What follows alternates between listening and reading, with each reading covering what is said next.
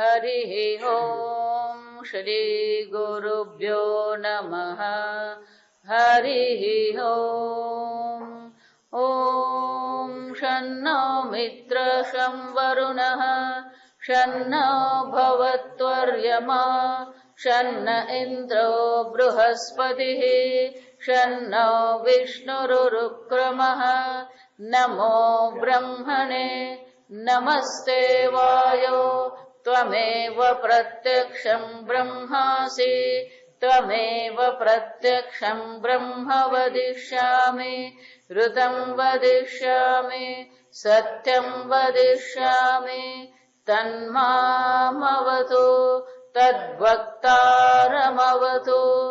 अवतु माम् अवतु वक्तारम् ॐ शान्ति शान्ति शान्तिः ॐ शन्नो मित्र शं वरुणः शन्नो भवत्वर्यमा शन्न इन्द्रो बृहस्पतिः शन्नो विष्णुरुक्रमः नमो ब्रह्मणे नमस्ते वायो त्वमेव प्रत्यक्षं ब्रह्मासि त्वामेव प्रत्यक्षं ब्रह्मावादिशं ऋतमवादिशं सत्यमवादिशं तन्मामावीत् तद्वक्तारमावीत् आवीन्माम् आवीद्वक्तारम्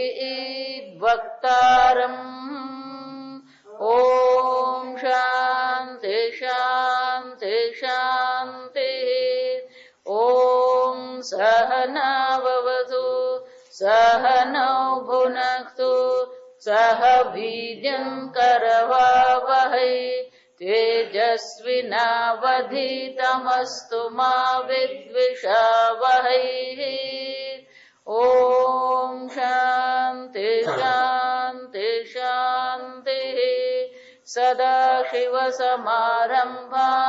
शङ्कराचार्यमध्यमाम् अस्मदाचार्यपर्यन्ताम् वन्दे गुरुपरम्पराम् श्रुतिस्मृतिपुराणानाम् आलयम् करुणालयम् नमामि भगवत्पादम् शङ्करम् लोकशङ्करम् शङ्करम् शङ्कराचार्यम् केशवम् बादरायणम् सूत्रभाष्यकृतौ वन्दे भगवन्तौ पुनः पुनः ईश्वरो गुरुरात्मेति मूर्तिभेदविभागिने व्योमवद्व्याप्तदेहाय दक्षिणामूर्तये नमः निधये सर्वविद्यानां विशदे भवरोगिणां गुरवे सर्वलोकानां दक्षिणामूर्तये नमः ॐ नमः प्रणवार्थाय शुद्धज्ञानैकमूर्तये निर्मलाय प्रशान्ताय दक्षिणामूर्तये नमः। भाष्य विहितत्वात् कर्मणां श्रुतिविरोधः इति चेत् यदि उपमृद्य कर्तादि कारकविशेषम् आत्मैकत्वविज्ञानम् विधीयते सर्पादिभ्रान्ति विज्ञान उपमर्दकरत खोटो उपमर्दक रज्ज्वादि विषय विज्ञानवत तर्हि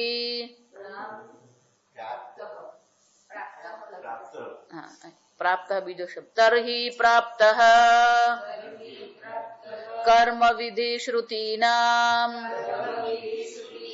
निर्विषयत्वात् વિરોધઃ વિહિતાની ચ કર્માણિ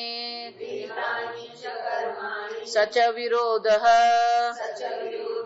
ન યુક્તઃ પ્રમાણત્વાદ શ્રુતીનામ ઇતિ ચેત ન પુરુષાર્થ ઉપદેશ પરત્વાદ શ્રુતીનામ વિદ્યા ઉપદેશ પરા તાવત શ્રુતિઃ સંસારાત પુરુષઃ મોક્ષયિતવ્યમ ઇતિ સંસાર હેતોઃ વિદ્યયા નિવૃત્તિઃ કર્તવ્ય ઇતિ વિદ્યા પ્રકાશકત્વેન પ્રવૃત્તિ ઇતિ ન વિરોધઃ. શંકરાચાર્યજી કર્મકાંડનો વિરોધ કરતા નથી. જો આ સમજો, કર્મકાંડ પ્રત્યે આપણને કોઈ વિરોધ નથી. કર્મથી મોક્ષની પ્રાપ્તિ વિશેને આપણે અહીંયા ચર્ચા કરી રહ્યા છીએ. શંકરાચાર્યજી એક છેલ્લો તર્ક આપે છે કર્મકાંડીનો. કર્મકાંડી છેલ્લે કર્મવાદી જે છે શું કહે છે? વિહિતત્વાત કર્મણામ શ્રુતિ વિરોધ ઇતિ ચેત. જો તમે કર્મનો વિરોધ કરશો, જો આને શું કહેવાય? આપણે કર્મનો વિરોધ નથી કરતા, વિહિત કર્મનો વિરોધ કરતા નથી, કર્તવ્ય કર્મનો વિરોધ કરતા નથી, વર્ણાશ્રમ ધર્મનો વિરોધ કરતા નથી. કર્મથી મોક્ષ પ્રાપ્ત થાય એનો જ વિરોધ છે. પણ કર્મવાદી શું માને છે? અને અંગ્રેજીમાં બહુ સરસ કહેવામાં, આમને અંગ્રેજીમાં બહુ સરસ કહેવાય. પરદેશમાં એ લોકો પેલું બાળક હોય ને એને નવડાવે, તો નવડાવવા માટે સ્પેશિયલ પેલું ટબ આવે બાળકને નવડાવવાનું. બાળકને આપણે ટબમાં બેસાડી નવડાવીએ, પણ નવડાવ્યા પછી પાણી ફેંકી દેવાનું હોય. તો અંગ્રેજીમાં એવું કહેવાય, don't throw baby along with the bath water. પાણી કાઢી નાખો પણ પેલા છોકરું કાઢી લેવા, પણ છોકરું ભેગું ફેંકી નહીં દેવાનું. જ્યાં સમજે એમ આખું ને આખું કર્મ આપણે ઉચકીને ફેંકી નથી દેતા. જ્યાં સમજો કર્મનો પ્રયોજન તો છે જ, કર્મનો વિરોધ આપણે નથી કરતા. પણ પેલો સામે વાળો શું માને છે? આપણે એવું માને છે કે આપણે કર્મનો વિરોધ કરી રહ્યા છે. જ્યાં સમજો, અને કર્મનો જો વિરોધ આપણે કરતા હોઈએ તો એ કહે છે કે તમે શ્રુતિનો વિરોધ કરી રહ્યા છો. કર્મનો વિરોધ કોનો વિરોધ થઈ ગયો? શ્રુતિનો વિરોધ થઈ ગયો. એ બોલો કર્મકાંડ. જો આ વસ્તુ હકીકત છે, આ સમજો. અત્યારે પણ આ બધું ચાલી જ રહ્યું છે, એમ માનતા નહીં. બહારથી બધું આપણને પૂજા પાઠ ને બધું સરસ લાગે, ધ્યાન આપણને સરસ લાગે, પણ સિદ્ધાંત ને પકડવા જઈએ ત્યારે શું થાય છે? આપણને કોઈનો વિરોધ નથી. પ્રશ્ન આટલો સિદ્ધાંતનો છે. દર્શન શાસ્ત્ર કહેવાય. દર્શન શાસ્ત્રમાં કેટલાક સિદ્ધાંતો હોય. સંસાર કોને કહેવાય, જીવ કોને કહેવાય, ઈશ્વર કોને કહેવાય, બંધન કોને કહેવાય, મોક્ષ કોને કહેવાય, મોક્ષનું સાધન શું છે. આવા આ 6 કે 7 જે મુદ્દાઓ છે, એ મુદ્દાઓ જે દર્શન શાસ્ત્ર એ મુદ્દાઓ પર ચર્ચા કરે એને દર્શન શાસ્ત્ર કહેવાય. આ સમજો.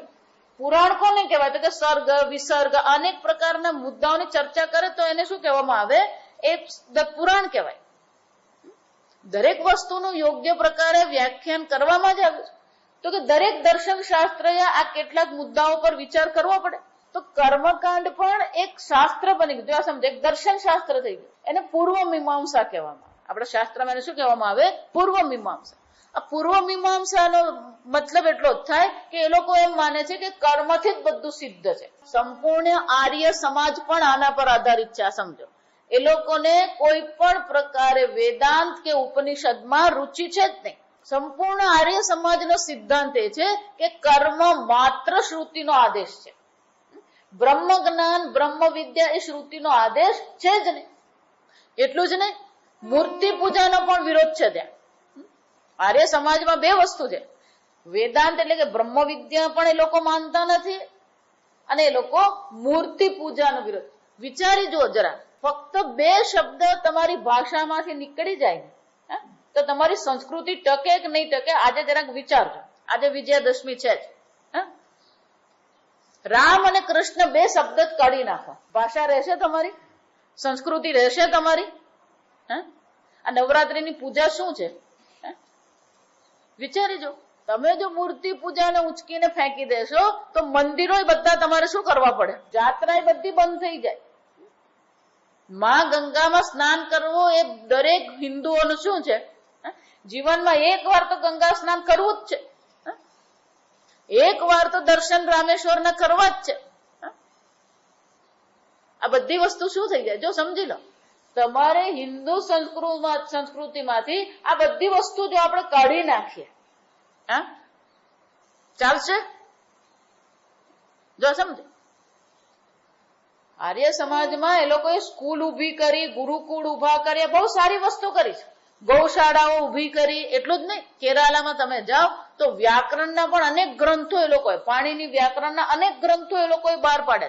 એ લોકોનું શાસ્ત્ર અધ્યયન, પાણીનું અધ્યયન બધું સુંદર છે. પણ મૂર્તિ પૂજાનો વિરોધ છે અને વેદાંત શાસ્ત્ર, બ્રહ્મ વિદ્યાનો વિરોધ છે. એટલે શંકરાચાર્યજીના કાળમાં જ હતું એમ નહીં, અત્યારના સાંપ્રત કાળમાં પણ આવા પ્રકારથી જોવા મળે જ છે. શંકરાચાર્યજીના સમયમાં પણ હતું. મંડન મિશ્રા કોને સમર્પિત હતા? મંડન મિશ્રા સાથે એમણે વાદ કરવો પડ્યો. એમને કર્મકાંડમાંથી વેદાંતમાં લાવવા પડ્યા અને પછી એ સુરેશ્વરાચાર્ય તરીકે પ્રસિદ્ધ થયા. એમના જ શિષ્ય બન્યા પછી. આમ સતત લોકોમાં આ પ્રકારની વિચારસરણી છે જ. અત્યારે પણ એવી વિચારસરણી ચાલી જ રહી છે. કેમ? તુંડે તુંડે મતિર ભિન્ન. સમજ? શંકરાચાર્યજી જયારે કર્મકાંડનો વિરોધ કરે, પૂર્વ મીમાંસાનો વિરોધ થઈ રહ્યો છે, તો એ પૂર્વ મીમાંસા અત્યારે પણ છે જ. કોઈ પણ પ્રકારે મોક્ષની ઉત્પત્તિ કોઈ પણ પ્રકારે ઈચ્છનીય છે જ નહીં. તમે મોક્ષ ઉત્પન્ન કરો એવું જો કહેશો તો તત્કાળ શું થઈ જવાનું? ઉત્પત્તિ એ કર્મનું કાર્ય છે, કર્મફળ છે અને કર્મફળ અનિત્ય છે. જો સમજો, શંકરાચાર્યજી એ જ કે છે કર્મનો વિરોધ નથી, પણ તું કર્મથી મોક્ષ કહેશે તો તારો મોક્ષ અનિત્ય થઈ જાય. અને એટલે પછી પેલો હવે છેલ્લો તર્ક શું આપે છે? કર્મ વિરોધાત શ્રુતિ વિરોધ. તમે કર્મનો વિરોધ કરશો તો શ્રુતિનો વિરોધ છે. શંકરાચાર્યજી કહે છે વી ડોન્ટ થ્રો, અમે પેલા બાથના પાણી સાથે પેલું છોકરાને ફેંકી દેવાની વાત કરતા જ નથી. સંપૂર્ણ શ્રુતિને અમે પણ પ્રમાણ માનીએ જ છે. શ્રુતિ પ્રમાણ છે. જો સમજો, તસ્માત શાસ્ત્રમ તે પ્રમાણ. 16મા અધ્યાયમાં છેલ્લા શ્લોકમાં છેવટે ભગવાન કહે છે કાર્ય અકાર્ય વ્યવસ્થિત. જો વિચારી જો, ભગવાન શું કહે છે? શું કરવું શું ન કરવું એના માટે પ્રમાણ કોણ છે? શાસ્ત્ર છે. તમારે ને મારા રાગદ્વેષ નહીં. તસ્માત શાસ્ત્ર વિધાનોક્તમ કાર્યમ કર્તુમ અર્હસ્ય. અર્જુન, અને એટલા માટે શાસ્ત્રના વિધાનને અનુરૂપ કાર્ય તારે કરવું જોઈએ. ભગવાન પણ આ ચર્ચા કરે છે. અને એટલે શંકરાચાર્યજી બહુ સુંદર કે છે ઇતિ ચેત એટલે કે જો તારો આવો તર્ક હોય તો પણ શ્રુતિ માતા સ્વયં જ શું કરી રહ્યા છે? યદિ ઉપમૃદ્ય કર્ત્રાધિકારક વિશેષમ આત્મ એકત્વ વિજ્ઞાનમ વિધીયતે. જે શ્રુતિ માતા કર્મને આદેશ કરે છે એ જ શ્રુતિ માતા વિધીયતે. જા સમજ, તું વિધાનની ચર્ચા કરે છે તો અમે તને વિધાનની જ વાત કરીએ. કર્મનું વિધાન કરનાર શાસ્ત્ર જ આત્મ એકત્વ વિજ્ઞાનમ વિધીયતે. જે શાસ્ત્ર કર્મનું વિધાન કરે છે એ જ શાસ્ત્ર આત્મા એક અદ્વિતીય આત્માનું વિધાન કરે છે. એટલું જ નહીં, એ જ શ્રુતિ માતા કર્ત્રાદિ કારકની જે વિશેષતા આત્મામાં જોવામાં આવી રહી છે, આત્માને કર્તા ભોગતા માનવામાં આવી રહ્યો છે, એનો પણ વિરોધ કરે છે. ઉપમૃદ્ય એટલે કે એનો વિનાશ કરીને, નાશ કરી નાખે છે. ભગવાન ગીતામાં અનેક વાર કહે છે ન કર્તૃત્વમ ન કર્માણિ. જો વિચાર, યસ્ય બુદ્ધિર ન લિપ્યતે કૃત્વ હત્વા સ ઈમાન લોકાન ન કરોતિ ન લિપ્યતે. જો વિચાર, નૈવ કિંચિત કરોમિ તે યુક્તો મન્યેત તત્વવિદ. જે તત્વવિદ છે એ જાણે છે હું કોઈ કર્મ કરતો નથી. આમ એક વાર ને અનેક વાર આ કર્તૃત્વાદીનો વિરોધ કરવામાં આવ્યો. કર્તૃત્વાદી આત્મામાં નથી એ પ્રકારે સમજાવવામાં આવ્યો. જો વિચાર. અને એટલે શંકરાચાર્યજી કહે છે જેવી રીતે સર્પાદી ભ્રાંતિ વિજ્ઞાન ઉપમર્દક. કાલે આપણે ચર્ચા કરી કે જેવી રીતે સર્પાદી ભ્રાંતિ જે છે એ ભ્રાંતિ શું થાય છે? ભ્રાંતિ વિજ્ઞાન ઉપમર્દક રજ્જવાદી વિષય વિજ્ઞાનવત. રજ્જુવાદીનું જ્ઞાન જેને થઈ ગયું છે એ શું કરશે? સર્પાદી ભ્રાંતિનો જે વિજ્ઞાન છે એનો શું કરે છે? ઉપમર્દક, નાશ કરનાર છે. રજ્જુનું જ્ઞાન સર્પાદી ભ્રાંતિ, સર્પની નહીં, જો સમજો, વળી પાછી ગોટાળા નહીં કરવા. રજ્જુવાદી જ્ઞાન સર્પની નિવૃત્તિ નથી કરતું, સર્પની જે ભ્રાંતિ છે એની નિવૃત્તિ કરે છે. પણ એ ક્યારે થઈ શકે? રજ્જવાદી વિજ્ઞાન વત, જેને રજ્જવાદી વિજ્ઞાન થયું છે એ શું કરે છે? ઉપમર્દક, એ આનો નાશ કરે છે. તરહી પ્રાપ્ત, એટલે પેલો કે નહીં તો પછી શું થયું? કર્મ વિધિ શ્રુતિ નામ નિર્વિષયત્વાદ વિરોધ. કે તો પછી આ બીજું કઈ રહ્યું જ નહીં. તમારું વેદાંત જ એક રહી ગયું. આ કર્મ શ્રુતિ જરૂર જ નથી એવું તમે કહો છો. તમારે તો ફક્ત જેવી રીતે સર્પની નિવૃત્તિ કરવાની નથી, સર્પને મારવાનો નથી, સર્પને પકડવા માટે મદારીને બોલાવવાનો નથી, સર્પ માટે લાકડીની જરૂર નથી, આ બધાની કઈ જરૂર જ નથી. તમારે તો ખાલી શું કરવાનું છે? રજ્જુનું જ્ઞાન જ મેળવવાનું છે.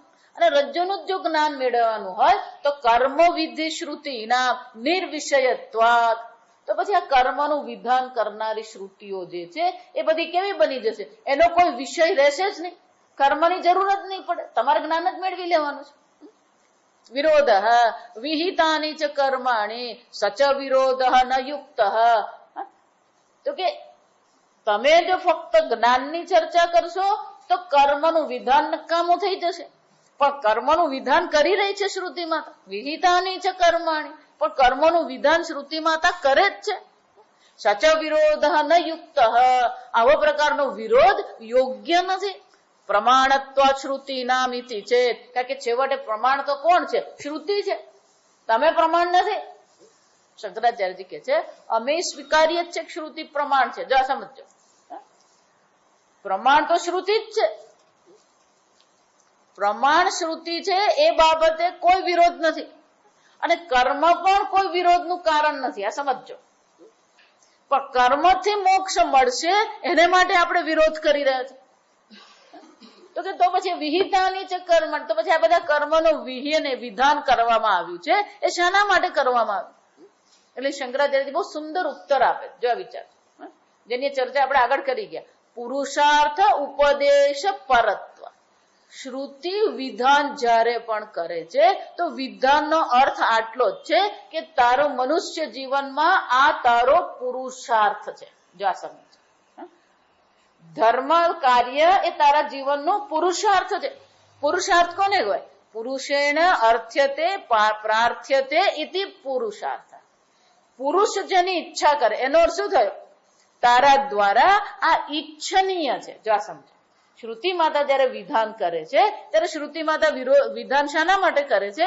કે પુરુષાર્થ ઉપદેશ કરી રહ્યો. તારા જીવનનું લક્ષ્ય શું છે, તારા જીવનમાં ઈચ્છનીય શું છે, એનો ઉપદેશનો પરક શ્રુતિ છે. આ ઉપદેશ પરત્વ, જો સમજો, ઉપદેશ પર એટલે કે એનો હેતુ શું છે? કયા હેતુથી આ શ્રુતિ માતા વિધાન કરે છે? તો કે આ તારા પુરુષાર્થ રૂપ છે. આપણે આગળ અનેક વાર જોઈ ગયા કે જો જીવનમાં કોઈ પુરુષાર્થ જ નથી તો પછી મનુષ્ય અને પ્રાણીમાં કોઈ ફરક છે? વિચારી જો, મનુષ્ય જીવન ક્યારે કહેવાય? નિયમથી શિસ્તથી જીવન જીવે છે, જીવનમાં કોઈક લક્ષ્ય નક્કી કરીને એ લક્ષ્યની પ્રાપ્તિ માટે પ્રયત્ન કરે છે. ગાયને ધારો કે એમ પૂછે તારા જીવનનું શું લક્ષ્ય?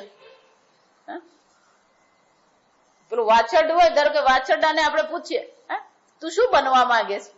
તું બળદ બનવા માંગે છે? પ્રાણીઓમાં પુરુષાર્થ છે? પ્રાણીઓમાં કોઈ પુરુષાર્થ નહીં. પુરુષાર્થ એટલે તમારા જીવનમાં તમારું શું ઈચ્છનીય છે, તમારા જીવનનું લક્ષ્ય શું છે, શું ઈચ્છીએ છીએ આપણે, અને અંતિમ લક્ષ્ય તો બધાને માટે શું છે? એક જ છે. એટલે ભગવાન ગીતામાં કહે છે, મમ વર્તમય અને વર્તન તે મનુષ્યાપાર્થ સર્વશ. સર્વશ એટલે સર્વ પ્રકારે. જે આઈસ્ક્રીમ ની ઈચ્છા કરે છે ને, જે લગ્ન ની ઈચ્છા કરે છે ને, જે છોકરાની ઈચ્છા કરે છે, એ બધા છેવટે કોને ઈચ્છી રહ્યા છે? મને જ ઈચ્છી રહ્યા છે અર્જુન. દુઃખસ્ય આત્યંતિક નિવૃત્તિ, સુખસ્ય અવાપ્તિ. આ પુરુષાર્થ છે. દુઃખની કાયમને માટે નિવૃત્તિ થાય, સુખની પ્રાપ્તિ થાય, આ દરેક મનુષ્ય ઈચ્છે છે. અને શ્રુતિ માતા શું કરે છે? આ તારો જો પુરુષાર્થ હોય તો એ પુરુષાર્થનો ઉપદેશ પરત, એટલે શ્રુતિ કોને સમર્પિત છે? પર એટલે સમર્પિત. શ્રુતિ કોને સમર્પિત છે? મનુષ્ય જીવનના પુરુષાર્થનો ઉપદેશ કરવા માટે. અને શ્રુતિ માતા સ્વયં 4 પ્રકારના પુરુષાર્થ દર્શાવે છે: ધર્મ, અર્થ, કામ અને મોક્ષ. પણ મનુષ્યની દ્રષ્ટિએ વિચારીએ તો પહેલો પુરુષાર્થ અર્થ છે. આ સમજ. મનુષ્ય પોતાની વ્યક્તિગત રીતે વિચારીએ તો પહેલો પુરુષાર્થ અર્થ છે, બીજો પુરુષાર્થ કામ છે, પછી કઈ વિચારીએ ધર્મ માટે વિચાર. પણ શ્રુતિમાં પુરુષાર્થનો ક્રમમાં પહેલું કોને મૂકે છે? ધર્મને મૂકે. કેમ પહેલો ધર્મને મૂક્યો? તમારે જે પણ અર્થ સિદ્ધ કરવો હોય, જેટલી સંપત્તિ મેળવવી હોય, તમારે જેટલા પણ ભોગ કરવા હોય એ કરો, છૂટ. પણ કોની મર્યાદામાં રહીને? ધર્મની મર્યાદામાં રહીને. જો વિચાર, દુર્યોધનને પણ રાજ્યની ઈચ્છા હતી, પાંડવોને પણ શું હતી? રાજ્યની જ ઈચ્છા હતી. રાજ્યની ઈચ્છામાં કોઈ વિરોધ નથી. પણ તમે ઈચ્છાની પૂર્તિ કઈ રીતે કરો છો? ધર્મનું ઉલ્લંઘન કરીને કરો છો તો પછી એ દુર્યોધન કહેવાય. ધર્મને શાસનમાં રહીને, ધર્મને મર્યાદામાં રહીને તમે રાજ્યની ઈચ્છા કરો છો તો એ પાંડવ છે. જો વિચાર, ઈચ્છા તો બંનેની જ છે, પણ એક ધર્મથી સિદ્ધ કરવા માંગે છે, બીજો યેન કેન પ્રકારે એને કહે. એને કેન પ્રકારે શું છે? કોઈ પણ હિસાબે મારે શું કરવું છે? આ સિદ્ધ કરવું છે. અને એટલા માટે શ્રુતિ માતા શું કરે છે? પહેલો પુરુષાર્થ કોને બતાવે છે? ધર્મ પુરુષાર્થ. ધર્મેણ હીન પશુભિ સમાન. જો ધર્મ જ એના જીવનમાં નથી તો પછી એ કોણ છે? પશુ સમાન છે. અને એટલે શંકરાચાર્યજી કહે છે, મનુષ્યને મનુષ્ય બનાવવા માટેનો પુરુષાર્થનો ઉપદેશ કરવા માટે આ શ્રુતિ માતા સમર્પિત છે. શ્રુતિ માતા જો એટલા માટે, હું માનવ છું, માનવ થાવ તોય ઘણું. જો આ વિચાર, એટલા માટે કહું, ધર્મનું પાલન કરીએ ને એ તો તમને માણસ બનાવે, પણ એ અંતિમ પુરુષાર્થ નથી. શંકરાચાર્ય આગળ ચર્ચા કરશે. ધર્મ તમને એક મનુષ્ય બનાવે. પશુત્વ જેને કહેવાય, પાશવી વૃત્તિ જેને કહેવાય, અસુર સંપત્તિ. ગીતામાં 16મા અધ્યાયમાં ભગવાન એ જ ચર્ચા કરે. દૈવ અસુર સંપત્તિમાં ભગવાન એ જ દર્શાવે છે. એ અસુર છે. કોણ અસુર છે? જે ધર્મનું ઉલ્લંઘન કરતો રહે. જો માતાજીનું એક નામ છેલ્લે કયું આવે છે? વિચાર, શાસન અનુલ્લંઘન. શાસનનું ક્યાંય કોઈ પણ ધર્મ શાસનનું, ઈશ્વરના શાસનનું અનુલ્લંઘન, કોઈ પણ પ્રકારે ઉલ્લંઘન થવું જ નહીં જોઈએ. આ સમજો. જ્યાં સુધી ધર્મમાં નિષ્ઠા થતી નથી ત્યાં સુધી આ બ્રહ્મ વિદ્યા શક્ય નથી. એટલે શંકરાચાર્યજી કહે છે, શ્રુતિ માતા તો આ મનુષ્યના પુરુષાર્થનો ઉપદેશ કરવામાં સમર્પિત છે. પણ વિદ્યા ઉપદેશ પરા તાવત શ્રુતિ. એટલું જ નહીં, આ વિદ્યાનો ઉપદેશ કરવા માટે જ એ તત્પર છે.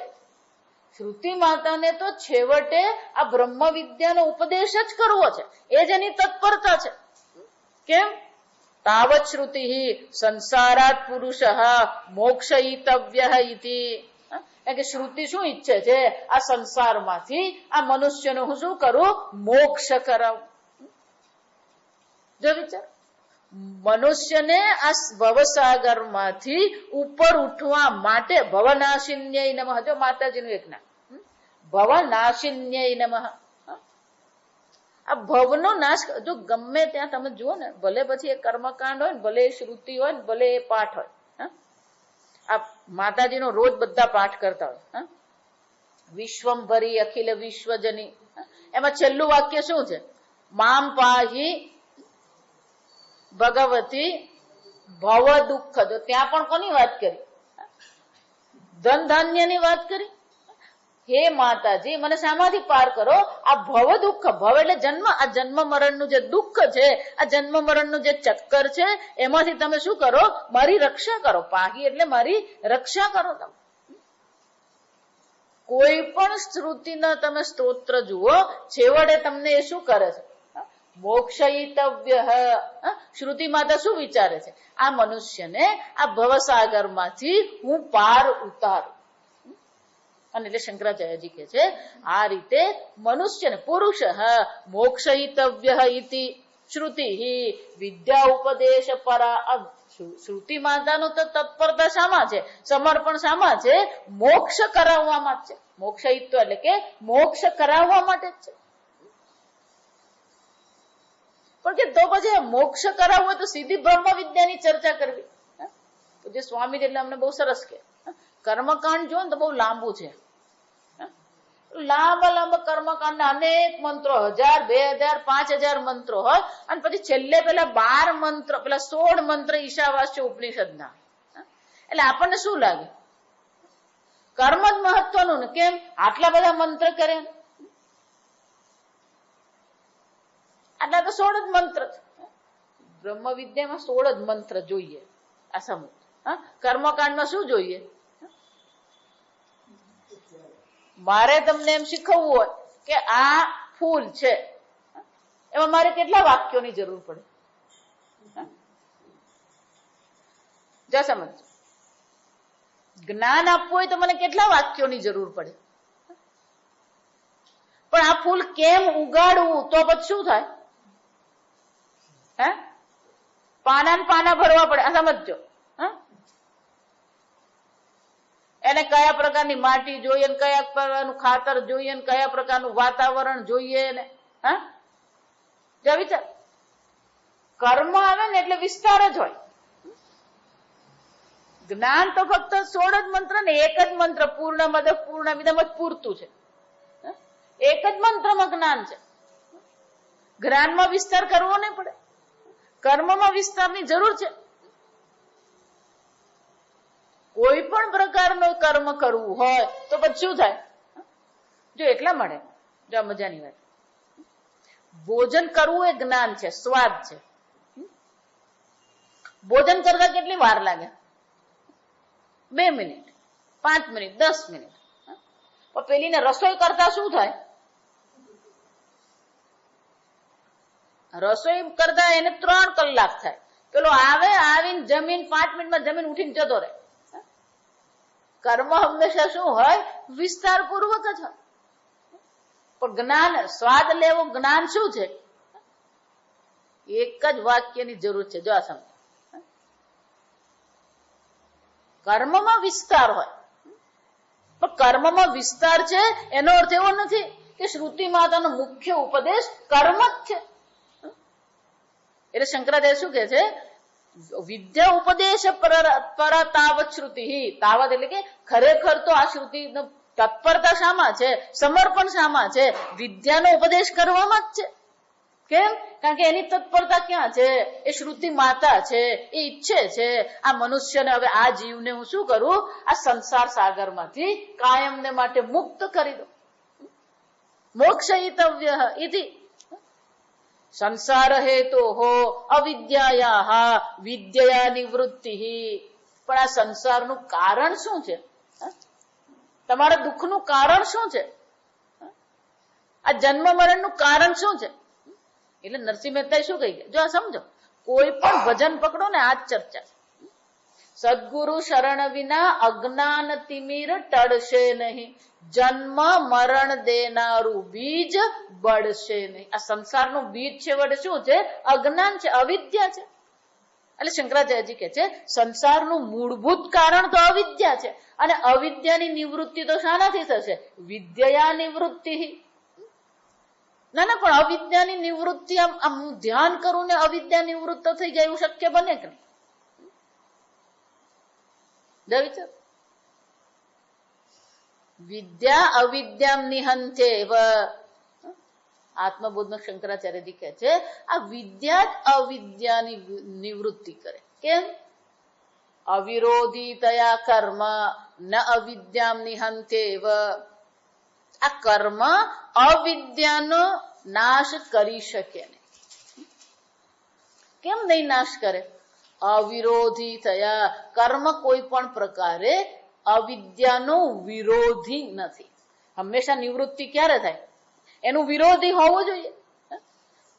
જો વિચાર, આ કપડા સાફ કરવા હોય, ધોવા હોય, સામાન્ય મેલ હોય તો આપણે શું કરીએ? સાબુથી નીકળી જાય. કે એ મેલનું વિરોધી કોણ છે? સાબુ છે. પણ ઓઇલ લાગેલું હોય તો, ઓઇલ તમારા પર લાગ્યું હોય તો એ ઓઇલ સાબુથી નીકળશે? કારણ કે સાબુ એનો વિરોધી નથી. જો આ સમજ. એને માટે શું કરવું પડે? પેલું કેરોસીન લગાવીએ, ભલું કરીએ. એટલે શું થાય? એ ઓઇલની તેલની નિવૃત્તિ શાનાથી થાય? એનો વિરોધી હોવો જોઈએ. તો કર્મ અવિદ્યાનું વિરોધી નથી. આત્મબોધમાં શંકરાચાર્ય બહુ સુંદર રીતે અવિરોધી તયા કર્મ. પણ કેમ વિરોધી નથી? જો વિચાર. અજ્ઞાનને કારણે જીવ પોતાને શું માને છે? હું અલ્પ છું, હું અજ્ઞાની છું, હું મર્ત્ય છું, હું દુઃખી છું. જા સમજ. જો અજ્ઞાન છે એટલે કે તમે પોતે સચ્ચિદાનંદ સ્વરૂપ આત્મા છો, એ જ્ઞાન નથી. આગળ આપણે જોઈ ગયા અલ્પત્વ, અલ્પે સુખમ નાસ્તિ. પણ બધા પોતાને અલ્પ એક મનુષ્ય માની રહ્યા છે, અને એ અલ્પતાનું કારણ અવિદ્યા છે. પોતાનું બ્રહ્મત્વ એટલે કે સર્વવ્યાપી આત્મા છે, અપરિચ્છિન્ન આત્મા છે, એ જ્ઞાન નથી. જો વિચાર.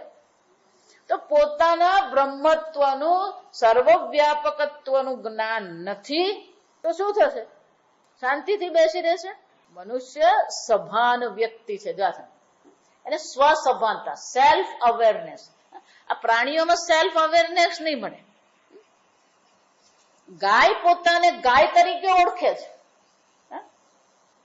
ગાય પોતાને ગાય એટલે જાતિ સભાનતા કહેવાય. ગાય પોતાને ગાય તરીકે ઓળખે, કૂતરો પોતાને કૂતરા તરીકે ઓળખે. એટલું જ નહીં, જાતિ સભાનતાને કારણે એ બીજા કૂતરાને પણ ઓળખે કે આ કૂતરો છે ને આ કૂતરો નથી. જો આ સમજો. પણ એને કોઈ વ્યક્તિગત સભાનતા છે?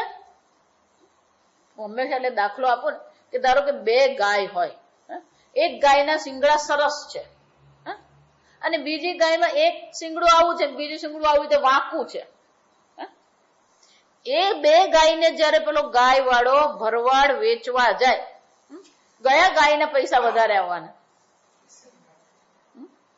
જેના શિંગડા સરસ છે એના પૈસા વધારે આવવાના. જો સમજો. અને બીજી ગાયના થોડા પૈસા ઓછા આવે. પણ જેના ઓછા આવ્યા એને ઇન્ફિરિયોરિટી કોમ્પ્લેક્સ હશે, લઘુ ગ્રંથિ હશે. એ બ્યુટી પાર્લરમાં જશે. વિચાર. એને બ્યુટી પાર્લર ની જરૂર નથી. કારણ કે શું છે? એ સ્વસભાનતા નથી. મને ખબર જ નહીં.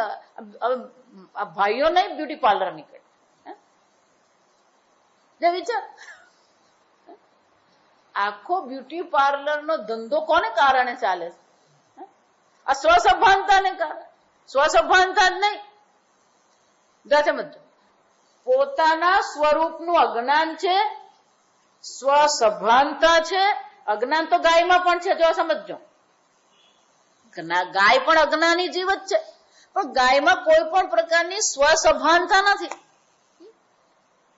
પણ એ સ્વસભાનતા એટલે સ્વામીજી બહુ સરસ કે અમેરિકામાં પેલા કૂતરાની રેસ ચાલે. જો વિચાર. તો જે કૂતરો જીતી ગયો હોય એ બધા ડંફાસ મારવા જાય, જો હું જીતી ગયો, જો પેલો એનો માલિક ખુશ થાય. જો સમજો, કૂતરો ખુશ નહીં થાય હું પહેલો આવ્યો. એ પહેલો કોને આવ્યો એ કૂતરાને ખબર જ નહીં પડતી હોય, પેલો એનો માલિક જ ખુશ થતો હોય. વિચાર, હું કૂતરો છું અને ખબર છે, પણ હું પહેલો આવ્યો એવું છે એના મનમાં. એવી સ્વસભાનતા નથી એના. એટલે અવિદ્યાની સાથે સાથે આ મનુષ્ય શરીર એટલે કે સ્વસભાનતા, એટલા માટે જ મનુષ્યમાં જ આ ઈચ્છા થાય મોક્ષની. સ્વસભાનતાને કારણે શું થવાનું? પોતે જેવો છે એવો એ સ્વીકારી શકતો જ નથી. હંમેશા શું થાય છે? કોઈક ને કોઈક પ્રકારે વિરોધ. એ વિરોધ વાળથી શરૂ થાય, આ સમજવા.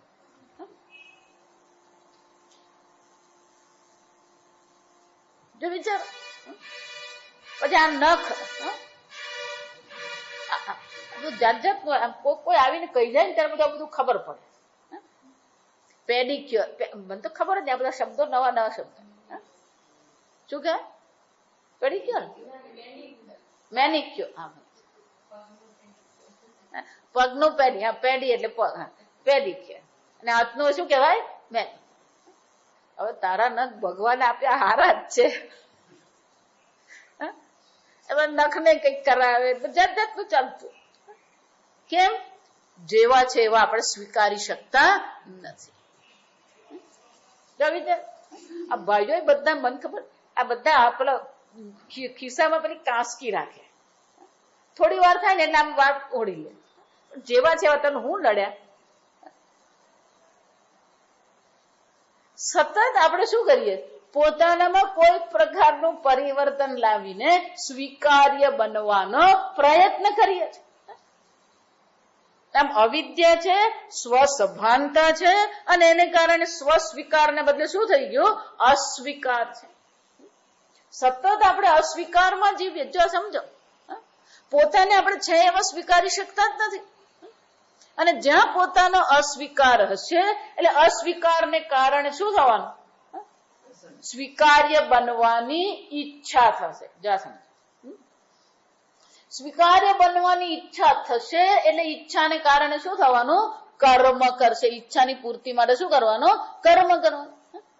આખો લાંબુ સમજાયું. શંકરાચાર્યજીને 3 શબ્દમાં કહે છે, અવિદ્યા, કામ, કર્મ. સમજાય? અવિદ્યા છે, મનુષ્ય શરીરમાં સ્વસભાનતા છે, અસ્વીકાર છે. અસ્વીકાર છે એટલે સ્વીકાર્ય બનવાની ઈચ્છા છે.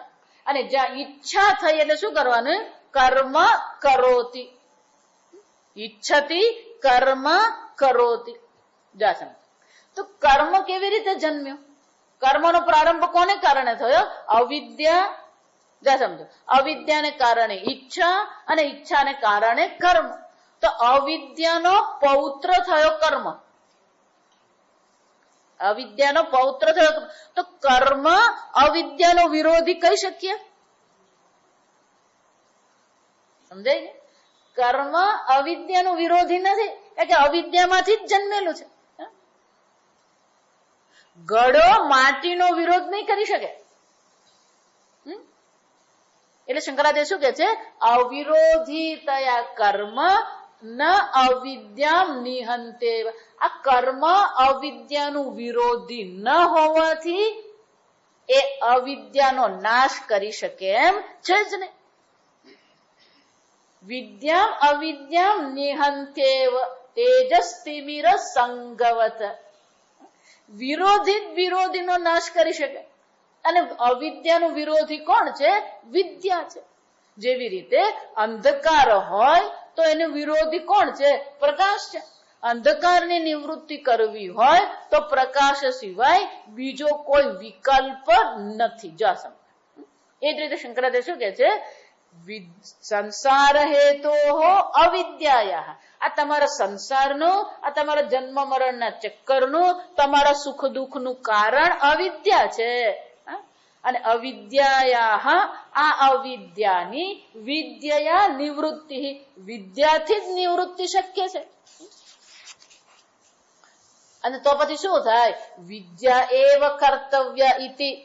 તો તો પછી છેવટે કર્તવ્ય તો શું છે? આ બ્રહ્મ વિદ્યાની પ્રાપ્તિ કરવી એ જ મુખ્ય લક્ષ્ય છે. અને એટલા માટે વિદ્યા પ્રકાશકત્વેન પ્રવૃત્તા ઇતિ, અને એટલા માટે આ શાસ્ત્રની પ્રવૃત્તિ કોને શાના માટે છે? વિદ્યા પ્રકાશકત્વેન, વિદ્યાને પ્રકાશિત કરનાર આ શાસ્ત્ર છે. બ્રહ્મ વિદ્યા એ લક્ષ્ય છે, બ્રહ્મ વિદ્યાનો જ પ્રકાશક છે. ઇતિ ન વિરોધ, કર્મનો કોઈ વિરોધ નથી, શાસ્ત્ર પ્રમાણમાં પણ કોઈ વિરોધ નથી. કારણ કે શાસ્ત્ર પ્રમાણ શાના માટે છે? આ વિદ્યા માટે છે. એટલું જ નહીં, એવમપી કર્ત્રાદિ કારક સદ્ભાવ પ્રતિપાદન પરમ શાસ્ત્રમ વિરુદ્ધતે એવ ઇતિ ચેત. શંકરાચાર્ય એટલે પાછો પેલો કે છે, તો પછી આ કર્ત્રાદિ કારકનો જો નાશ કરનાર હોય તો પછી એનું જ પ્રતિપાદન કરનાર શ્રુતિનો વિરોધ થઈ જશે. કર્તૃત્વ જો વિચાર, જ્યાં સુધી કર્તૃત્વ છે ત્યાં સુધી જ આદેશ છે. આ એક બીજું સમજવા જેવું છે. જો વિચાર, આ કર્તૃત્વ છે ને બહુ મજાની વસ્તુ છે. ધારો કે 5 જણા બેઠા છે, જો બરાબર સામે 5 જણા બેઠા છે, એ 5 જુદા જુદા પ્રકારનું જ્ઞાન ધરાવે છે, જુદા જુદા પ્રકારની કુશળતા છે. તો જ્યારે આદેશ કરવામાં આવે તો જે પ્રકારનો આદેશ હશે એ પ્રકારથી આદેશ ગ્રહણ કરવામાં આવે. સ્વામીજી એને માટે બહુ સરસ દ્રષ્ટાંત આપે. ધારો કે પેલો દુકાનમાં ગયો, એ દુકાનમાં અનેક પ્રકારના શેમ્પુઓ મૂકેલા છે. આ શેમ્પુનો વિચાર કોણ કરશે? જેને માથે ટાલ પડેલી છે એ શેમ્પુ સામે જોશે. શેમ્પુ લેવું એના માટે કર્તવ્ય છે. કેમ?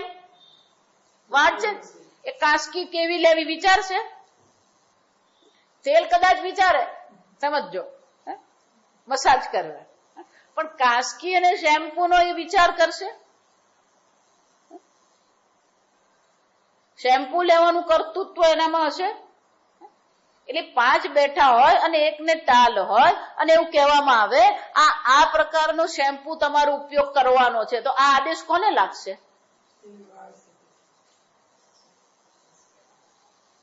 સમજાય? આ આદેશ પેલો જેને ટાલ પડી છે એને નથી લાગુ પડવાનો, એને કોઈ એની સાથે સંબંધ નથી. એટલે આપણી દેશી ભાષામાં શું કહેવાય, એને નાવાનો નીચોવાનો સંબંધ નથી, કોઈ એનું પ્રયોજન નથી. શ્રુતિ માતા આદેશ કરે છે, જો સમજો, શ્રુતિ માતા જયારે આદેશ કરી રહી છે તો એ આદેશ કોને લાગુ પડે છે? જે પોતાને કર્તા માની રહ્યો છે, પોતાને ભોગતા માની રહ્યો છે. તો જ્યાં સુધી જીવમાં કર્તૃત્વ ભોક્તૃત્વ છે ત્યાં સુધી આ શાસ્ત્રનો આદેશ છે. પણ એક વાર જેને, એટલે ભગવાન કેવું પડે, તસ્ય કાર્યમ ન વિદ્યતે. જા સમજો, 3જા અધ્યાયમાં 5 પ્રકારથી અર્જુનને કર્મ કરવું નથી, અર્જુનને જ્ઞાન મેળવવું છે. ભગવાન કે જ્ઞાન મેળવવું છે એ વાત પાકી, પણ તું કર્મનો ત્યાગની જે ચર્ચા કરી રહ્યો છે એ કર્મનો ત્યાગ હું મંજૂર કરતો નથી. અને એટલા માટે ભગવાન શરૂઆતના શ્લોકોમાં 5 કારણ આપીને કે છે આ કારણથી તારે કર્મ કરવું જ જોઈએ. તારે જ નહીં, સર્વ મનુષ્ય, જો સમજો, દરેક મનુષ્યએ કર્મ અવશ્ય કરવું જોઈએ, આવું ભગવાન દર્શાવે. જ્યાં આવું કીધું ને, કોઈ પણ નિયમ હોય એમાં અપવાદ હોય જ, આ સમજ. પણ અપવાદો એટલે આપણી જાતને અપવાદમાં મૂકવાની નહીં. આપણે હંમેશા આપણી જાતને તો શું કરવાની છે? ક્યારેય અપવાદમાં આપણી જાતને લેવાની જરૂર નથી. એટલે ભગવાન શું કે છે, અર્જુન આ પાક્કું છે કે દરેક મનુષ્ય કર્મ કરવું જોઈએ. એટલે ભગવાન શું કે છે? યસ્તુ આત્મ, તું એટલે બદલે વિષય. તું એવું કે ને ભગવાન જયારે પણ, એનો અર્થ શું થાય? હવે ભગવાન વિષય બદલી રહ્યા છે. યસ્તુ આત્મરતિરેવ સ્યાત આત્મતૃપ્તશ્ચ માનવઃ આત્મન્યેવ ચ સંતુષ્ટઃ તસ્ય કાર્યમ ન વિદ્યતે. જો વિચાર, જ્યાં સુધી બ્રહ્મ જ્ઞાન થતું નથી, આત્મામાં જ જેનું રમણ છે, આત્મામાં જ જેની રતિ છે, આત્મામાં જ જેનો સંતોષ છે, એને માટે અર્જુન કોઈ કર્તવ્ય કર્મ રહેતું નથી. કેમ? નૈવ તસ્ય કૃતેનાર્થઃ ન અકૃતેન ચ. કર્મથી એને કોઈ પ્રયોજન રહ્યું જ નથી.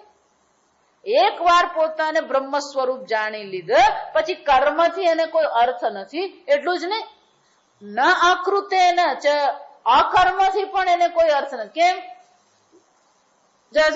નચાસ્ય સર્વભૂતસ્ય કશ્ચિદ અર્થ વ્યપાશ્રય. આ જગત પ્રત્યેથી એને કોઈ અપેક્ષા છે જ નહીં. આત્મની એવા આત્મના તુષ્ટ, જે પોતે જ પોતાનાથી સંતુષ્ટ હોય એને આ જગત પ્રત્યેથી કોઈ પછી આ મને સુખી કરે કે આ મને દુઃખી કરે એવી કોઈ અપેક્ષા એનામાં છે જ નહીં. અને એટલા માટે એને માટે કોઈ કર્તવ્ય નથી. જો વિચાર, એનો અર્થ શું થાય? જ્યાં સુધી કર્તૃત્વ છે ત્યાં સુધી આ કર્મકાંડ પણ ઉપયોગી છે. બ્રહ્મ જ્ઞાન પર્યંત આ કર્મકાંડ ઉપયોગી છે. એટલા માટે બ્રહ્મ જ્ઞાન મેળવવાની પ્રક્રિયામાં પણ કર્મનો વિરોધ નથી. આ સમય કર્તવ્ય કર્મ એટલે ભગવાન છેલ્લે કહે છે, સ્વકર્મણા તમભ્યર્ચ સિદ્ધિમ વિંદતિ માનવ. તારા કર્તવ્ય કર્મનું પાલન કરવું, તારી જવાબદારી નિભાવવી, એ તો અર્જુન તારે કરવાનું છે. કર્તવ્યમાંથી ભગવાન કોઈને મુક્તિ આપતા નથી. અને એટલે ભગવાન શું કહે છે? યજ્ઞ દાન તપઃ કર્મ કાર્યમેવ તત ન ત્યાજ્યમ. અર્જુન, યજ્ઞ, દાન અને તપશ્ચર્યા આ ત્રણ તો કાર્ય છે. કાર્ય એટલે કરવા યોગ્ય છે. ન ત્યાજ્યમ, ત્યાગ કરવા યોગ્ય નથી. કેમ? યજ્ઞ દાન તપઃ કર્મ પાવનાની મનીષિણા. આ ત્રણ દ્વારા જ અંતઃકરણ શુદ્ધિ થશે. વર્ણાશ્રમની પણ ચર્ચા કરીને ભગવાન ત્યાં શું કે છે? સ્વે સ્વે કર્મણી અભિરતઃ સિદ્ધિમ વિંદતિ યથા સિદ્ધિમ. પોતપોતાના કર્તવ્ય કર્મનું પાલન કરીને જ મનુષ્ય શું કરે છે? અંતઃકરણ શુદ્ધિની પ્રાપ્તિ કરે છે. અને એકવાર અંતઃકરણ શુદ્ધ હશે તો પછી બ્રહ્મ વિદ્યામાં વાર છે જ નહીં. અને એટલે શંકરાચાર્યજી કહે છે, કર્તૃત્વ જ્યાં સુધી છે, અજ્ઞાનની નિવૃત્તિ થઈ નથી ત્યાં સુધી આ કર્મકાંડ પણ ઉપયોગી જ છે. કર્તવ્ય કર્મનું પાલન તો છે જ. આવું કીધું ને ભગવાન. જા સમજ, જેને બ્રહ્મ, એનો અર્થ શું થયો? જેને બ્રહ્મ જ્ઞાન થઈ ગયું ને એને કોઈ કર્મ કરવાની જરૂર જ નથી. આ ભગવાને કીધું.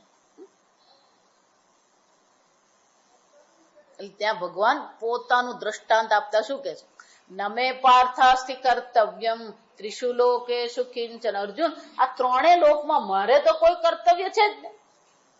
કર્મ બે પ્રકારથી થાય, આ સમજજો. કર્મ કરવા માટે બે જ કારણ હોય. એક કર્તવ્ય કર્મ કહેવાય, એટલે કે જવાબદારી છે, અથવા તો કોઈક વસ્તુ સિદ્ધ કરવી છે, કંઈક પ્રાપ્ત કરવું છે તો કર્મ થાય. એટલે ભગવાન કહે છે આ ત્રણેય લોકમાં મારું તો કોઈ કર્તવ્ય કર્મ જ છે જ નહીં. એટલે મને કોઈ કર્મ કરવાની જરૂર નથી. નચ કશ્ચિદ અર્થ વ્યપાશ્રય. અર્જુન, નાન વાપ્તમ અવાપ્તવ્યમ. મારા માટે આ જગતમાં કોઈ વસ્તુ અસિદ્ધ છે જ નહીં. કોઈ વસ્તુ અસિદ્ધ છે તો કર્મ દ્વારા હું સિદ્ધ કરું. પણ અર્જુન, મારા માટે કોઈ કર્તવ્ય કર્મ પણ નથી અને આ જગતમાં મારે કઈ સિદ્ધ કરવું હોય એવી પણ મને કોઈ જરૂર નથી. અને એટલે ભગવાન શું કે છે? આ રીતે આવો હું છું છતાં પણ શું છે? વર્ત એવ ચ કર્મણી. છતાં અર્જુન, હું તો કર્મ કરી જ રહ્યો છું. કર્મ જ કર્યું છે ને, તારો સારથી બન્યો. જો ભગવાન કર્મ કરી રહ્યો છે એમ કરીને વર્તમાન કરે છે. વર્તે એવ એટલે શું છે? હું અત્યારે કર્મ અર્જુન કરી રહ્યો છું, તારો સારથી. સારથી એટલે ડ્રાઈવર. આ સમજો. આ તો ડ્રાઈવર શોધવો મોંઘો પડે ને અઘરો પડે. જો વિચાર, ભગવાન કહે છે અર્જુનને કે અર્જુન દ્વારકા છોડીને તારો સારથી બન્યો શું કામ? તીર ખાવા? વર્ત એવ ચ કર્મણી, પેલો એવ કે છે, જો એવ એટલે ભારપૂર્વક કહે છે, છતાં પણ અર્જુન હું કર્મ કરી રહ્યો છું, તું કર્મ કરવાની ના પાડી રહ્યો છે અર્જુન. એટલું જ નહીં, ભગવાન પછી જ્ઞાની માટે પણ 4 કારણ આપે છે કર્મ કેમ કરવા જોઈએ. એ વસ્તુ અલગ છે, પણ શ્રુતિ જે છે, કર્મ શ્રુતિ જે છે એ પણ શું છે?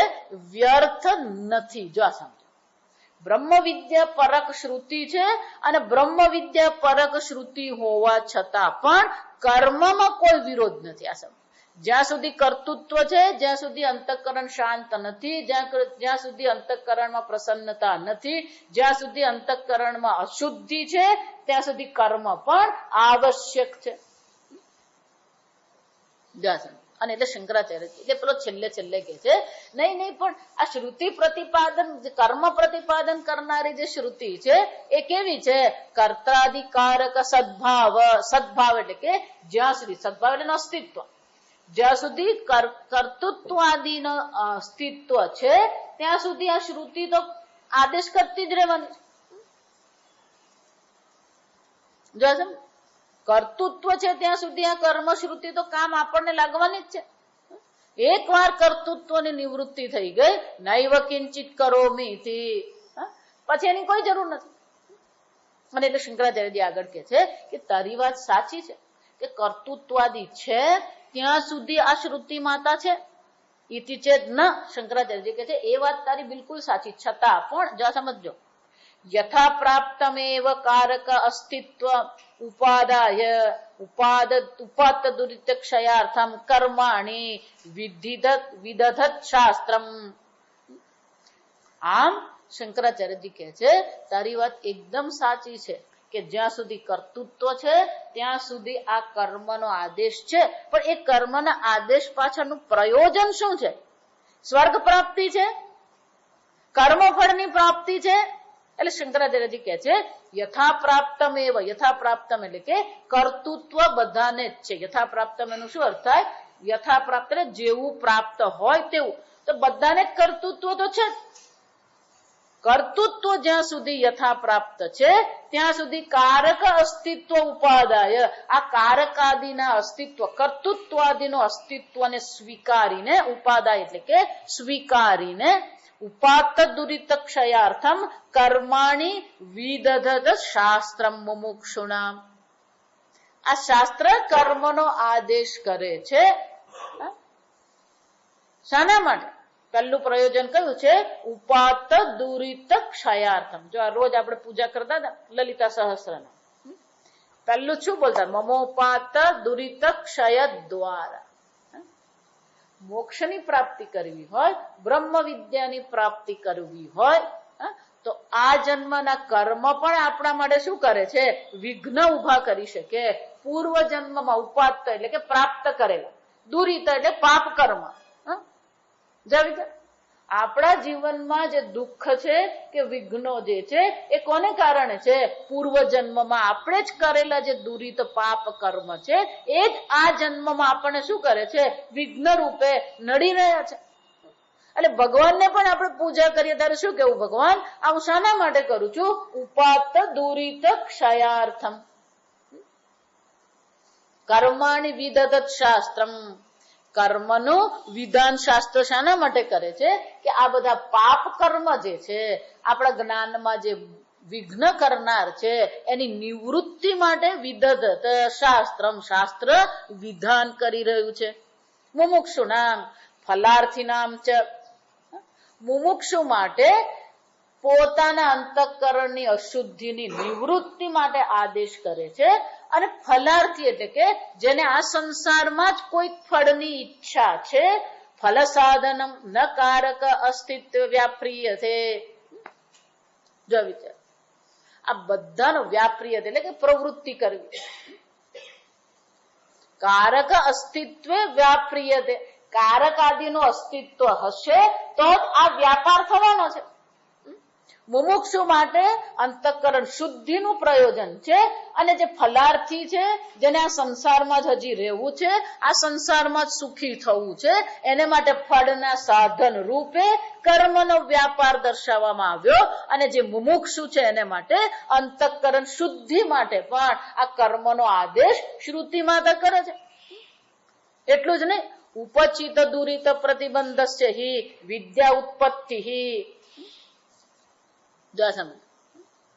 શંકરાચાર્યજી કહે છે ઉપચિત દુરિત પ્રતિબંધસ્ય, જેટલા પણ આ બધા દુરિત વિઘ્નો આપણા જીવનમાં છે, મનમાં જે છે, કર્મની દ્રષ્ટિએ, મનની દ્રષ્ટિએ, ભાવનાની દ્રષ્ટિએ, વ્યવહારની દ્રષ્ટિએ જે પણ પ્રતિબંધક આ વિદ્યા માટે છે, એ સર્વ પ્રકારના પ્રતિબંધક જે છે,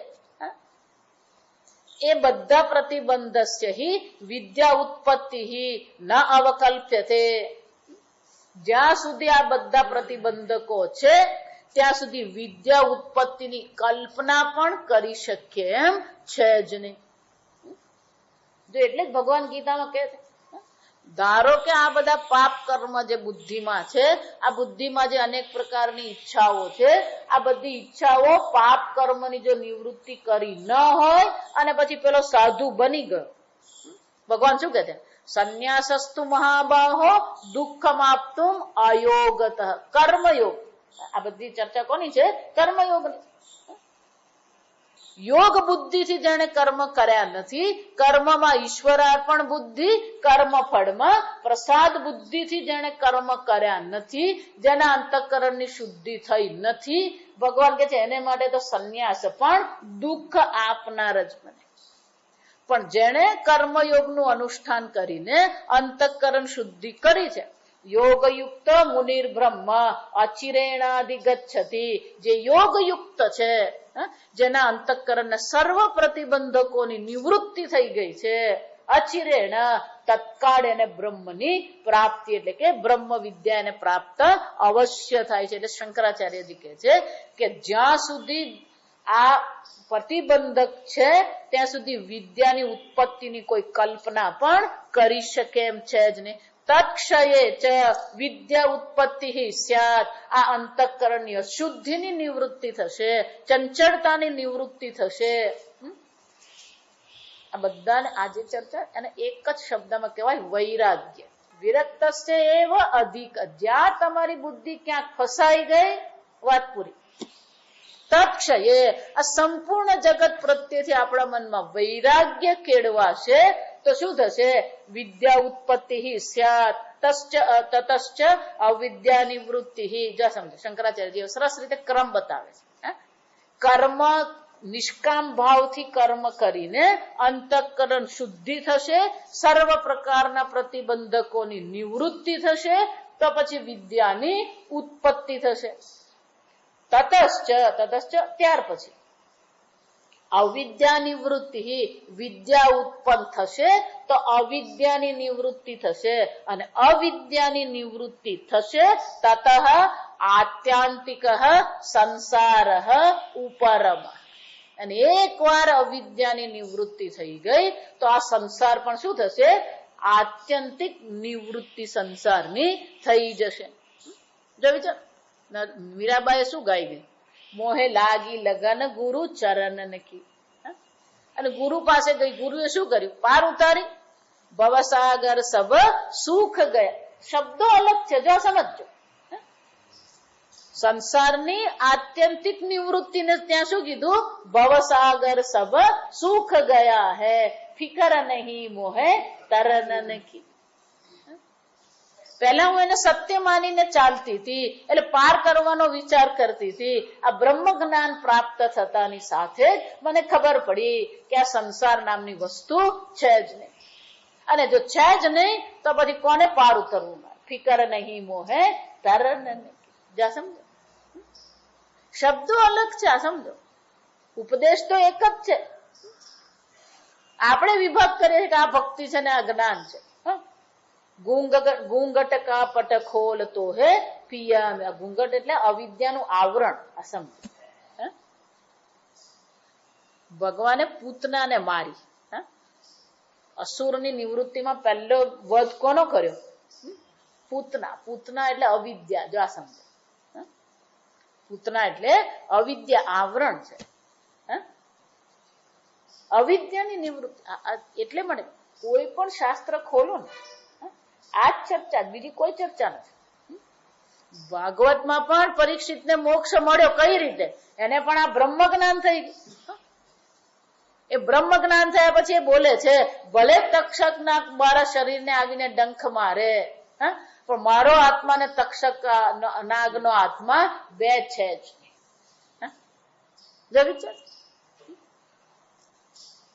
સમજવાનું. અને એટલે શંકરાચાર્ય શું કે છે કે અંતઃકરણ શુદ્ધિ હશે, આ જે પણ કઈ અશુદ્ધિઓ મનમાં છે એની નિવૃત્તિ થતાની સાથે જ વિદ્યા પ્રાપ્તિ છે. વિદ્યા પ્રાપ્ત થતા અવિદ્યાની નિવૃત્તિ છે, અને એકવાર અવિદ્યાની નિવૃત્તિ થઈ ગઈ તો આત્યંતિક સંસારની પણ નિવૃત્તિ થઈ જશે. એનો અર્થ શું થયો? શ્રુતિ છેવટે આપણને ક્યાં લઈ જવા માંગે છે?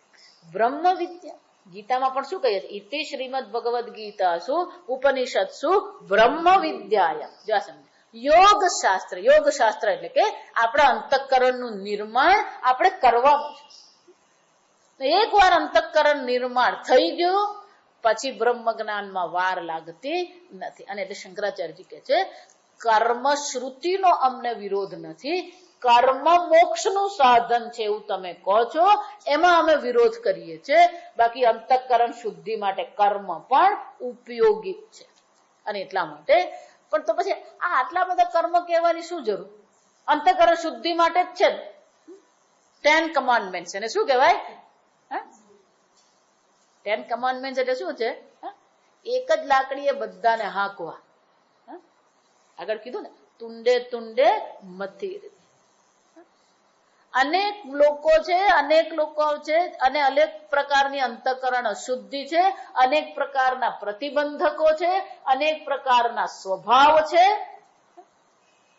તો પછી ઉપાય પણ શું કરો? આગળ કીધું, સામાન્ય મેલ હોય ને તો સાબુ કામ લાગે, સામાન્ય ધૂળ હોય ને તો ખાલી પાણી કામ લાગે. જો આ સમજો. પણ પછી ઓઇલ હોય તો પછી, એટલે જેવા પ્રકારની અંતઃકરણની અશુદ્ધિ હોય, જેવા પ્રકારના પ્રતિબંધકો હોય, એવા પ્રકારનો ઉપાય એને કરવો પડે. આમ વિઘ્નની અનેકતાની દ્રષ્ટિએ કર્મની અનેકતા છે. જો સમજો, સ્વભાવની અનેકતાની દ્રષ્ટિએ આમાં પણ શું છે? કર્મમાં અનેકતા છે. કારણ કે મનુષ્યને અનેક પ્રકારના અંતઃકરણ છે, અનેક પ્રકારના સ્વભાવ છે, અનેક પ્રકારના પ્રતિબંધકો છે.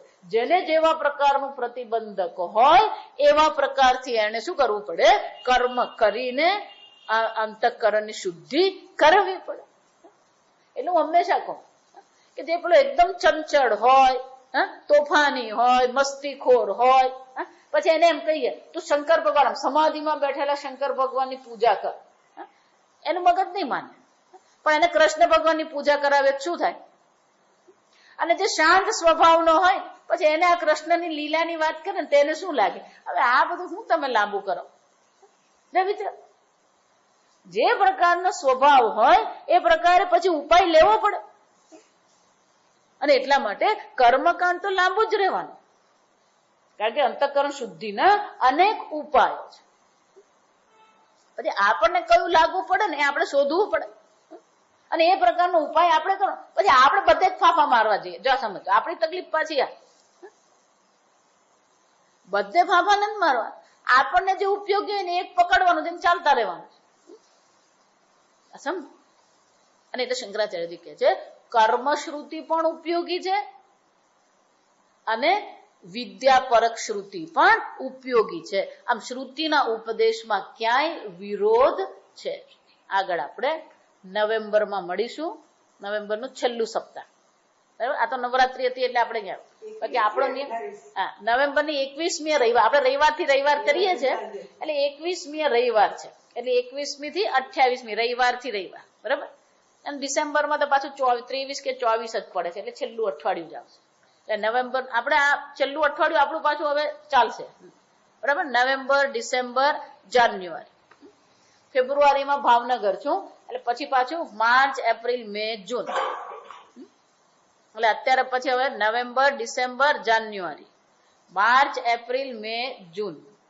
બરાબર 8. પછી જુલાઈમાં શું છે? અમેરિકા. આ ઘણા બધી રજા પડી ગઈ, 4 મહિનાની રજા પડી ગઈ. એટલે હા, કલાબાનું જે ચાલે છે ને આ ચાલુ. આ નિયમિત સત્સંગ કરતા જ રહેવાનું, આ સમજવાનું. શંકરાચાર્યજી લખે છે જ્યાંથી પણ સત્સંગ મળે, શાસ્ત્ર અધ્યયન મળે ને કરતા રહેવાનું. કારણ કે આપણી બુદ્ધિ બહુ સ્વચ્છંદ, અને એમાં કળિયુગમાં તો સ્વચ્છંદ જ છે. મન ફાવે એમ ખાવું, મન ફાવે એમ કરવું. બુદ્ધિને નિયમનમાં રાખવું ને તો 2 જ ઉપાય છે, આ સમજો. ક્યાં તો શાસ્ત્રને આધીન રહીએ અને ક્યાં તો ગુરુને આધીન રહીએ. ભગવાન શ્રી કૃષ્ણ પણ સાંદીપની આશ્રમમાં ગયા, ગુરુની આજ્ઞામાં રહ્યા. રોજ એક વિદ્યા શીખતા હતા. જો આ સમજો, 64 દિવસમાં 64 વિદ્યાનો ઉપદેશ ગ્રહણ કર્યો. પણ એ દરમિયાનમાં ક્યારે પણ એમણે શું છે? ગુરુની આજ્ઞાનું ઉલ્લંઘન નહીં કર્યું. હું શ્રી કૃષ્ણ છું એમ નહીં. રામજી પણ ગયા વશિષ્ઠ મુનિ પાસે, ત્યાં પણ શું થયું? 2 જ છે, કાં તો શાસ્ત્રની આજ્ઞા અને ગુરુની આજ્ઞા, તો જ અંતઃકરણ શુદ્ધ થાય. જો એટલે જ ગીતામાં પણ ભગવાન કહે તદ્વિધિ પ્રણિપાતેન પરિપ્રશ્નેન સેવયા ઉપદેક્ષ્યંતિ તે જ્ઞાનમ. આ ઉપદેશ જ છે, શાસ્ત્ર અધ્યયન. આપણે અહીંયા આગળ પણ જોઈ ગયા શિક્ષાવલ્લીમાં, સ્વાધ્યાય પ્રવચનાભ્યામ ન પ્રમદિત. આમાં ક્યારેય પ્રમાદ, શાસ્ત્રનો અધ્યયનમાં ક્યારેય પ્રમાદ કરવાનો. કથયંતશ્ચ બોધવ્યશ્ચ. ભાગવતમાં એવું જ કીધું ભગવાન. 4 પ્રકારથી. ક્યાં તો તમે ઈશ્વરનું ચિંતન કરો, ધ્યેયશ્ચ, પૂજ્યશ્ચ, એમની પૂજા કરો. શ્રોતવ્યશ્ચ, શ્રવણ કરો. કથયસ્તવ્ય છે, કથન કરો. સમજો, ક્યાં તો એનું કથન કરો, ક્યાં એનું શ્રવણ કરો, ક્યાં એની પૂજા કરો, ક્યાં એનું ધ્યાન કરો, પણ કોઈ પણ પ્રકારે આપણે ઈશ્વર ચિંતન કરીએ. શાસ્ત્ર ચિંતન પણ શું છે? ઈશ્વર ચિંતન, આત્મચિંતન છે. કોઈ પણ પ્રકારે આપણે આત્મચિંતન કરતા રહીએ. અને એટલા માટે કલાવની આગળ સરસ મજાના ક્લાસીસ લે છે સવારે, તો બધા તમે આવો. કયો વિષય રાખ્યો? હા, અષ્ટાવક્ર. બહુ સુંદર છે અષ્ટાવક્ર ગીતા. બરાબર, એટલે અહીંયા સત્સંગ ચાલુ જ છે ને સત્સંગ કરતા રહ્યો. ઘરે પણ આપણે અનેક પુસ્તકો બહાર પાડ્યા છે, બધા પુસ્તકોનું ગીતા પણ આપણી છે, ગૃહે ગીતા અધ્યયન. સતત એનું શું કરતા રહેવાનું? અધ્યયન કરતા રહેવાનું. ઓમ અસતો માં સદ્ગમય તમસો માં જ્યોતિર્ગમય મૃત્યોર્મા અમૃતંગમય. ઓમ પૂર્ણમદ પૂર્ણમિદં પૂર્ણાત પૂર્ણમુદચ્યતે પૂર્ણસ્ય પૂર્ણમાદાય પૂર્ણમેવાવશિષ્યતે. ઓમ શાંતિ શાંતિ શાંતિ. હરિ ઓમ શ્રી ગુરુભ્યો નમઃ. હરિ ઓમ.